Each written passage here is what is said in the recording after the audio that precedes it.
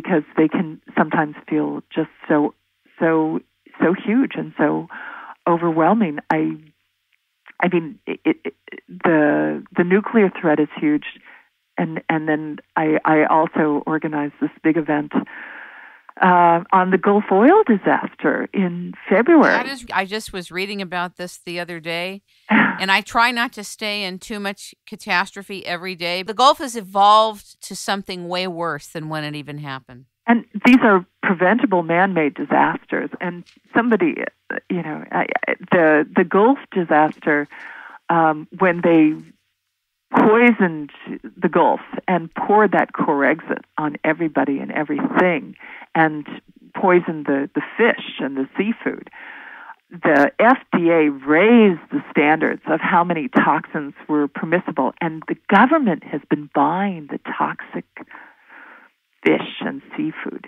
and putting it in the school lunches, in the prisoners' lunches, in the military's meals.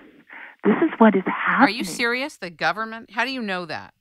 Well, I'm an activist, so unfortunately I get so much information at me all the time. I can't. This is what I've heard. This is what I've heard from the activists who are still working on the Gulf, because I'm in touch with them. I did read something the other day that there is some type of bacterial agent that has also been put in the Gulf. Synthetic Genomics is working with the Gulf, either BP directly or the government and BP. And if I'm wrong about this, then I'm wrong. But this was the article I was reading. And they're like bacteria eating microbes. But what's happening is people who have had fish that have come in touch with this have died within a few days, and they turn blue. There's some really horrible things happen. Some people, they just put their feet in the water, and they get.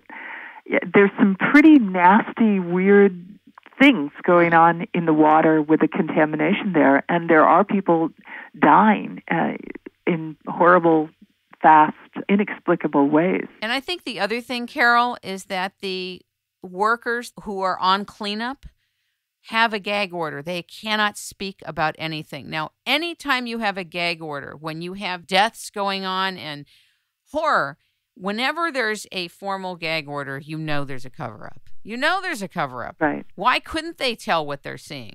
What's the problem? Do we or do we not have free speech in America? Do we or do we not? As long as you can't be seen and can't be heard, you could talk. But once you can reach a certain number of people, then you have problems.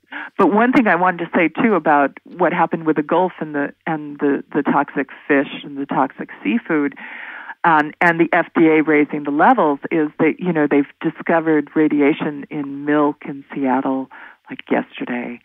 And it's entering our food stream here in the United States. And the nuclear commission? The nuclear agency wants to raise the permissible amounts of radiation in the food now. I mean, this is totally unacceptable. This is the government response. It's like in the wake of 9/11, you had the White House put the pressure on the EPA to say the water in the air is safe.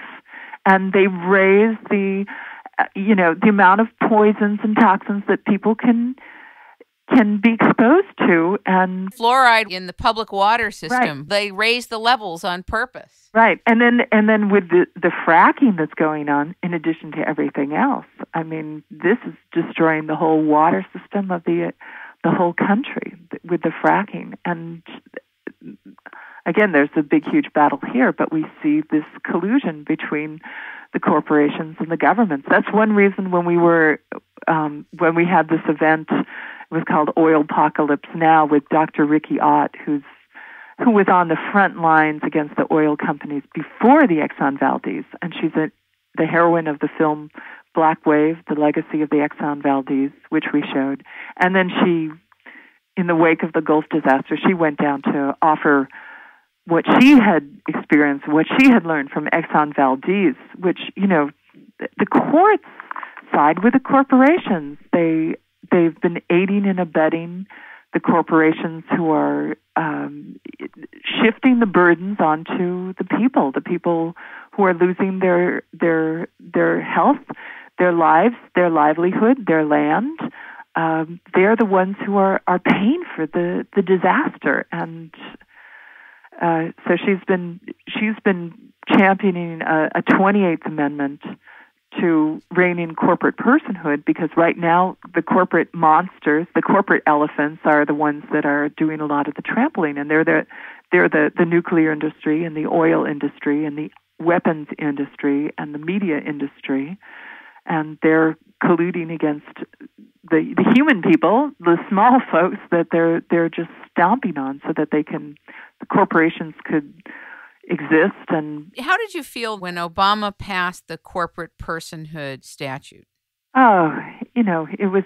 Is this the change that you were looking forward to?